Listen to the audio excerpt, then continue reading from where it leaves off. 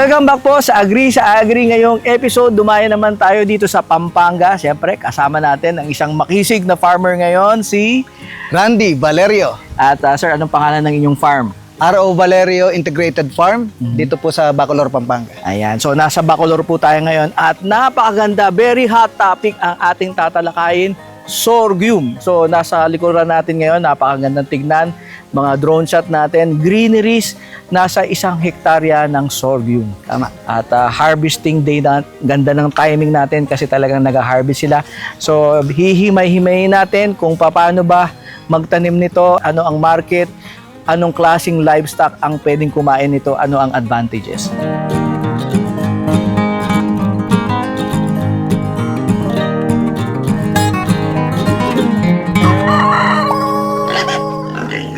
Don't forget to like and subscribe. Ako po si Randy O. Valerio, ang owner ng R.O. Valerio Integrated Farm. Kasama ko po ang aking pamilya sa pagpapatakbo po ng negosyo pong ito. At ako po ay masayang ibahagi po sa inyo yung isang bagay na kung saan napakahalaga po sa pag-aalaga po ng livestock. Ito pong pagtatanim ng sorghum para po ipakain po natin sa ating mga alagang hayop tulad po ng kambing, tupa, kalabaw at baka. Sa kasalukuyan po ay kami po ay nag-harvest ngayon ng sorghum para po gawing silage. To make sure na may ipapakain po kami sa mga panahon na mahirap pong maghanap ng pagkain sa labas. Natuklasan po namin ito pong sorghum, yung sweet sorghum o yung white sorghum na kung saan ay akmang-akma sa klima po ng ating bansa. Ang sorghum, ito po ay pakain po yung pong grains o na po pinapakain po ito sa poultry. Manok, pato, pabo, bibe, yung pong mga grains po nito pwede po natin ipakain sa mga alaga po natin sa poultry. So yung pong grains po nito, kasama po kasi yung mga butil po nito pag sinilage, pag giniling po at inilagay po sa container. Yung pong grains po nito, kasama po na nagsisilbing mataas ang nutrients na magagawa nitong sorghum. At ito po ay akmang-akma po sa mga alaga po nating mga ruminants like yung kambing po. So when it comes to the market naman, no, so obviously kung pang livestock silage pagkain, ang market nyo para dun sa mga may mga alagang livestock, ano-ano ba yan? Baka, kambing, kalabaw, tupa. Yan. Yung grains ba niya, pwede ba din siyang i-process as poultry feeds? Tama. So yung grains nito, pagugulangin lang natin ng konti katulad ng mais. Yun nga, binanggit mo, wala siyang pagkakaiba sa mais. Napakaliit lang ng pagkakaiba niya in terms of plantation, kung paano mo itatanim, at kung paano mo haharbisin. So yung ding grains niya, same lang din ng mais na napapakain natin ito sa poultry. Doon sa presyo, ang kaibahan lang nito, yung seeds niya mas mura compare doon sa mga BT corn. Sa nagmamais, alam po ninyo na kung gaano kamahal po yung mga BT corn po ngayon. Pero hindi po natin sinasabi na mag-ship po tayo sa sorghum kasi talagang masanay po tayo sa pagmamais. Ito po ay alternative lang naman na pwede natin subukan. Katulad po nung grains nito na heirloom siya, paulit-ulit siyang natatanim. Actually, minsan lang kayo bibili ng seeds at kahit na 1 kilo lang ito, mahaharvestan nyo uli ng grains na pwede nyo uling itanim. Mag-aalat lang sila ng espasyo o lupa para lang sa pagbibinhi. Tama. Yeah. Mag-iingat lang tayo. Aalagaan lang natin talagang mabuti yung pang seeds production. Tama. Dahil gustong-gusto ng mga ibon. Tama. Yun yung kalaban natin dito, Sir Jay, yung ibon.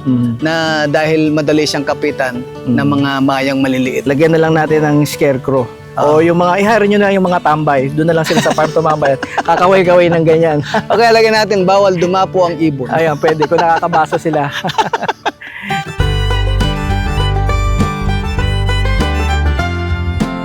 Ano bang klase ng variant ng sorghum, sir, ang inyong tinanim? Actually, Sir Jay, ito ang sweet sorghum at kung tawagin din ng iba ay white sorghum. Ito raw ay pwede sa tao, pero for now, hindi ko muna ina-advise na kainin ng tao. Nakafocus kami para forage ito ng mga kambing, baka, kalabaw, tsaka tupa. So, livestock. At ito'y isa-silage namin. Almost 75 days na tong age nito.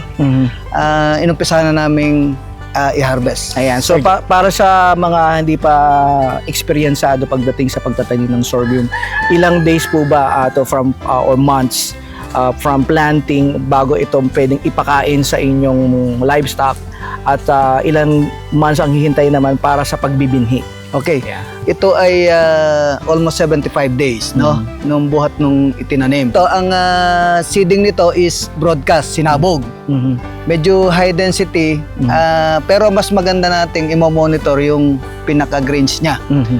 Kung ito ba'y akma na para i-silage. Pero ang principle is 75 to 80 days For silaging. para i-silage. Ngayon, kung i-harvest naman natin as a grains, aabot ito ng 100 days. At yun pa rin, mas i-monitor natin kung nasa na ba yung grains nito. At makikita naman natin yung tanda nito na pwede na bang i-silage. Ano bang magiging Or kulay i-grains. niyan? Ngayon, medyo kadal pang silage, medyo fresh pa. Oo. Medyo greeny. Okay. Aha. Yung grains nito, kung i-grains natin, magiging white siya. Kaya tinawag siyang white sorghum. At ito makikita naman natin, baka mahulog na yung bunga, kaya aagapan din natin sila na i-harvest. So white na white talaga siya. Wag lang maulan kasi minsan mangingitim siya. Kaya ngayong season na to, mas maganda na magtanim ng sorghum kasi walang maraming tubig.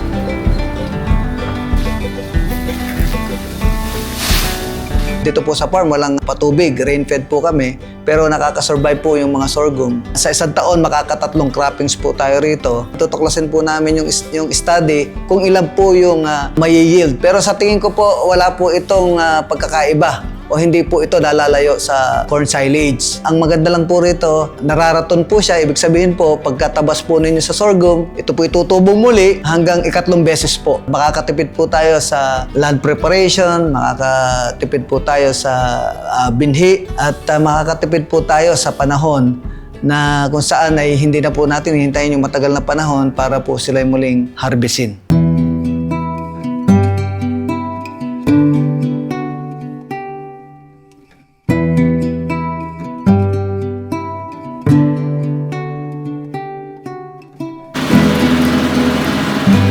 Sa usapin muna ng silage, sir, ano ang advantage nito compared sa mga nakasanayan na nating mga viewers when it comes to in comparison sa Napier grass? So sa Napier grass, I think mas maganda ito in terms of kasi yung grains niya kasama.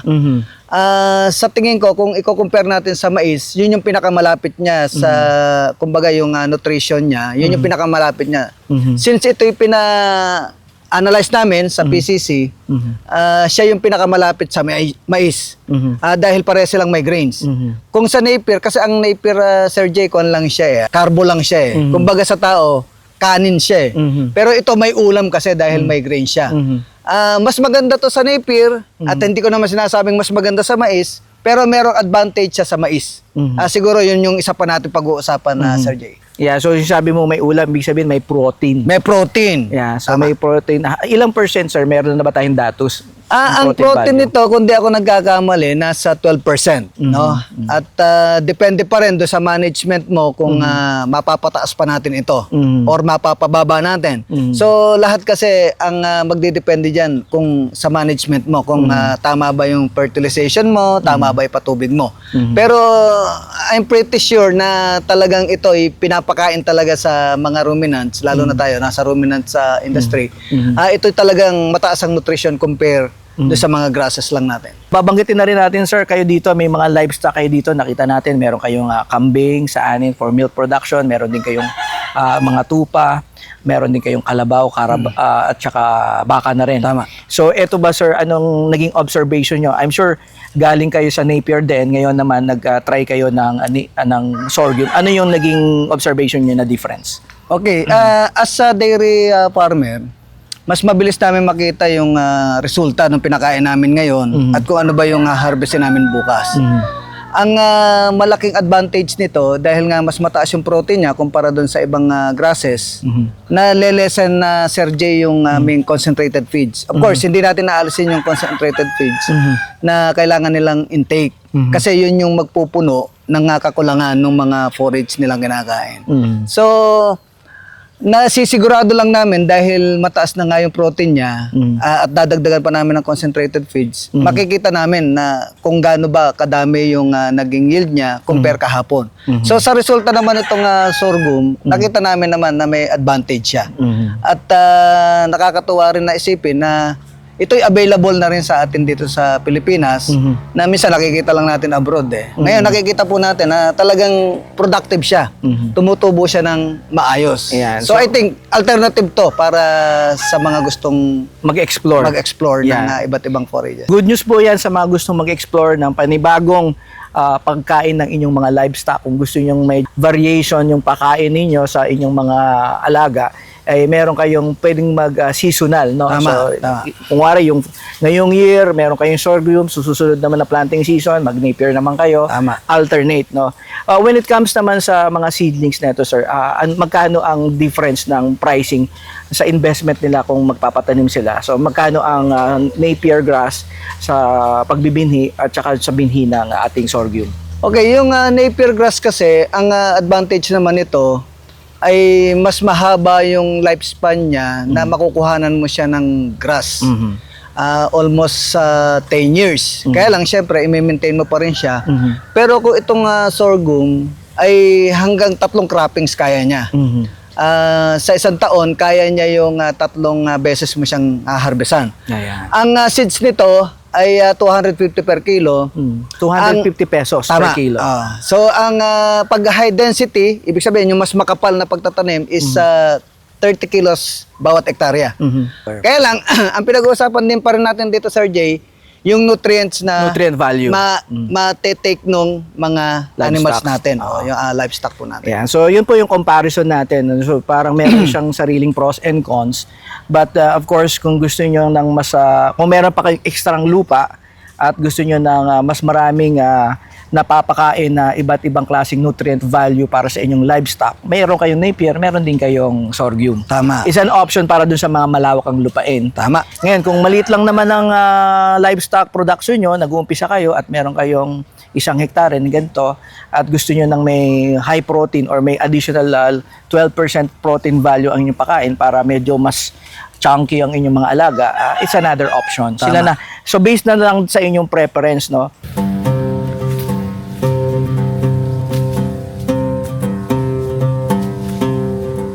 So, ito po yung ikalawang taon ko ng pagtatanim ng sorghum.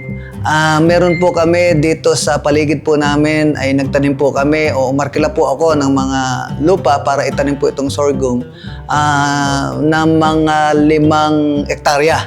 Sa kasalukuyan po ay nag-harvest po kami ng 1 hektarya at mayroon po kaming nakasunod na harvestin naman po namin ito by January na 1 hektarya pa. At maganda po ito dahil nakakatulong din po tayo sa mga farmer na hindi po nila masyadong mapakinabangan yung lupa po nila at inaarkila po namin ito para po taniman ng sorghum.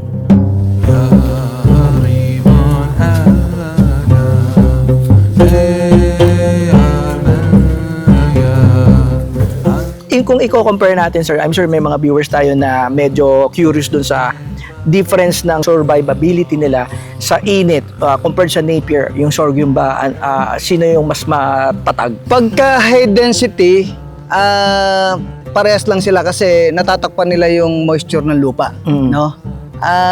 Sa mais, mas matibay yung sorghum. Sa napier, halos parehas lang sila.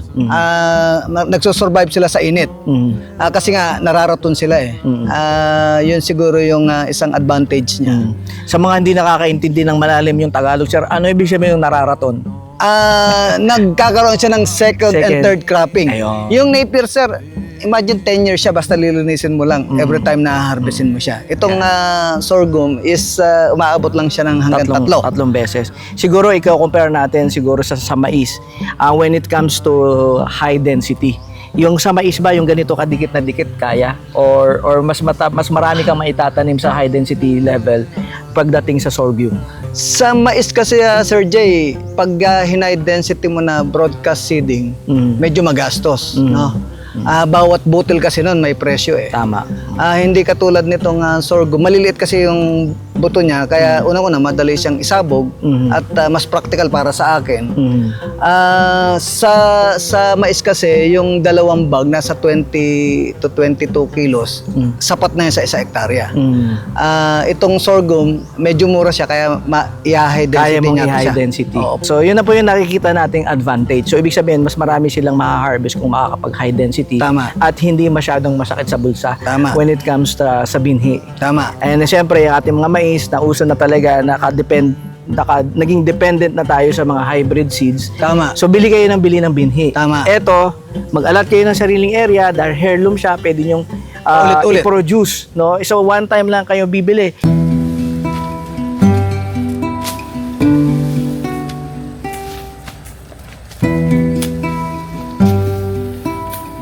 Sa ngayon po ay ang minamarket po namin sa sorghum, nagtatanim din po kami para po kuhanan ng binhi.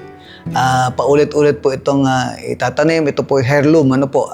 Ibig sabihin po, yung pong tinanim po natin, kukuhanan din po natin ng buto upang itanim muli. No? At ito po 250 per kilo. Sapat na po ang 30 kilos sa 1 hektarya.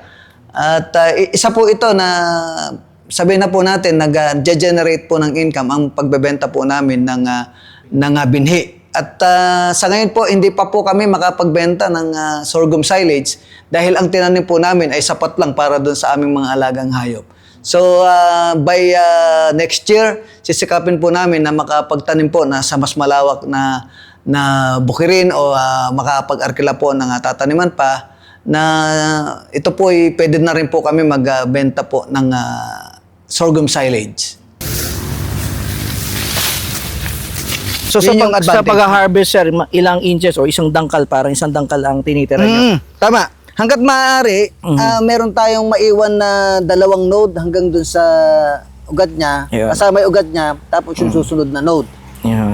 Medyo delikado nga lang pag natapakan dahil matalim. Medyo matalim. So kailangan lang din mag-ingat at yun, napapansin natin nakabota yung ating mga nagtatabas kasi nga pwedeng makasugat. Kasi kailangan natin mag-iwan ng 2 node mula ron sa ilalim niya, mula doon sa ugat niya. So, roughly, mga isang dangkal. No? Isang danggal. Yeah. At iwanan natin yung isang node sa taas. Para doon manggagaling din. 2 panggagalingan niya, doon sa ilalim na ugat niya, tsaka doon sa node na iniwan din natin. So, ito po is first harvest ninyo, 75 days Tama. ago, no? And dahil ito may established route na for second harvest ninyo, mga ilang days nyo ito naman hihintayin din? Same lang din ba o mas mabilis? Mas mabilis to kasi nga may principal route na siya. Again, depende na naman sa management natin kung gaano ba yung yield natin. Kung pwedeng mas mataas doon sa una dahil established na yung ugat niya. Pero depende pa rin doon sa kahit na mataas ang tolerance sa drought, kailangan pa rin natin itong laging may moisture yung lupa. So may fertilizer din. At kung organic ang gagamitin natin, pwede naman, kaya lang mas bababa yung yield natin. Pero doon sa mga organic practitioner natin, mas maganda rin naman ito na doon sa second cropping niya, lagyan pa rin natin ng mga animal manure o kaya mga vermicast. Ayan.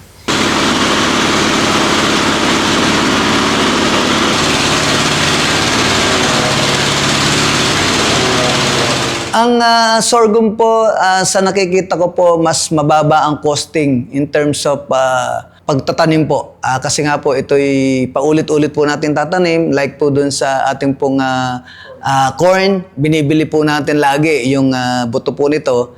At medyo pricey po ngayon. Yung, sa panahon po nito, pricey po yung binhi po natin ng mais. Mas mababa po ang cost to produce nitong sorghum compare po dun sa corn. At sa Napier naman po, sigurado ko po, mas mataas naman ang nutrients nito. At yun po yung bagay na makakatipid po tayo kasi mas mataas nga po yung nutrients na unlike doon sa makukuha po natin doon sa grasses. Iyan po ay napakagandang balita para sa atin dahil pamahal na pamahal ang presyo ng mga binhi, lalong-lalo na sa mais at kayo na mismo ang sumubok, maybe magkaroon kayo ng comfortability dito, lalo na sa bulsa, dahil heirloom, madali nating i-reproduce ang ating mga binhi at unang-una, murang-mura lang or mas cheaper ang pagsisimula nyo dito dahil sa isang hektarya is ilang kilo? 30 kilos. 30 kilograms. High density na yun. Ito na yun. Ito na nakikita natin na to. So, 30 kilo sa isang hektarya, 3 beses kayo makakapag-harvest. Ibig sabihin yung second and third, nakabawi na kayo dun sa pinangbinhi nyo. At at the same time, hindi na kayo bibili kung mag-aalat kayo ng isang space para sa pagbibinhi. Tama. Ayan. So, ano pa sir yung mga nakikita yung advantage? Kung maipe-prefer nila, this will be a case-to-case basis, kayo na po mismo ang sumubok muna bago kayo mag-decide na mag-shift na kayo sa sorghum. Tama. Yeah. So, mapapansin natin dito, advantage sa akin to, Sir Jay, dahil sahod ulan kami, rain-fed. Pero dun sa mga lowland, yung mga nagtatanim ng mais, ay advice na itudling po natin. Naka-row siya. Para nang sa ganun, kung magpapatubig tayo, may dadaanan yung tubig. At sa ganung pamamaraan, mamamanage nating mabuti yung second and third cropping. Of course, magpapataba tayo uli para sumigla yung mga sorghum natin. Nakikita ko rito yung land prep, nakatipid tayo. Yung labor, nakatipid po tayo. Pero kung may machine kayo, pwede naman, after i-harvest na nakatudling siya, pwede siyang daanan para to make sure yung mga damo ay mamatay. Katulad nito, dahil high density siya, hindi naunahan ng damo yung mga sorghum natin at yun yung advantage nito. So, kanya-kanya po talagang diskarte at kanya-kanyang lugar. Kung doon sa lugar ninyo, lowland po kayo, may mga diskarte po. Pero ito pong diskarte na binabanggit po namin ay nakadepende dito po sa lugar po namin na sandy at wala pong proper na irrigation. Yan.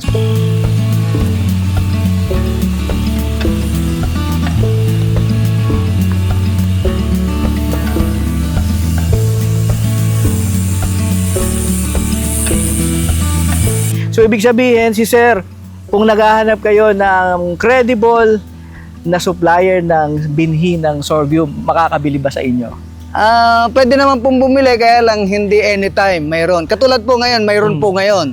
At syempre, first come, first serve. Hanggang maubos po yung stock Mga po ilang natin. kilo ba ang kaya mong i-produce sa ngayon for selling para maibahagi sa mga kababayan natin? Sino man po ang gustong matuto, sumubok po nitong, pwede po kayong bumili ng binhi po sa amin. Ito po yung nagkakahalaga ng 250 pesos per kilo. At kung sino po yung gusto namang matuto, pwede po kayong pumunta rito sa R.O. Valerio Integrated Farm. Pwede po namin ituro or pwede naman po kayong tumawag at pwede nyo pong i-visit yung page po namin.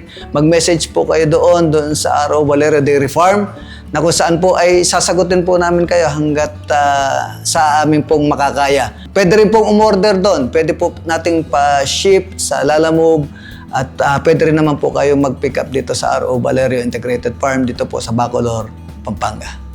Nasa description po ang kanyang contact details. Kayo na pong direktang kumonekta, telephone number at kanilang Facebook page nandiyan sa description. Magkano naman po ang per kilo ng inyong sorghum seeds? Nasa 250 per kilo po siya. Pero 30 kilos lang po ang itatanim po natin sa isang hektarya. Kaya po nasa almost 7,000 lang po yung pag pinick up nyo po rito sa farm.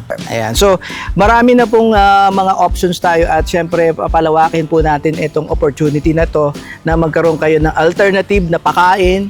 It doesn't mean nakakalimutan nyo na ang Napier, ang corn. It can be an additional nutritional value para sa ating mga livestock. Mas gusto rin, parang tao rin po, no? The more na iba't ibang pagkain, prutas, gulay ang ating kinakain, mas healthier tayo kasi iba-ibang nutrient value yung ating na-absorb. So, ganun din po sa inyong mga alaga.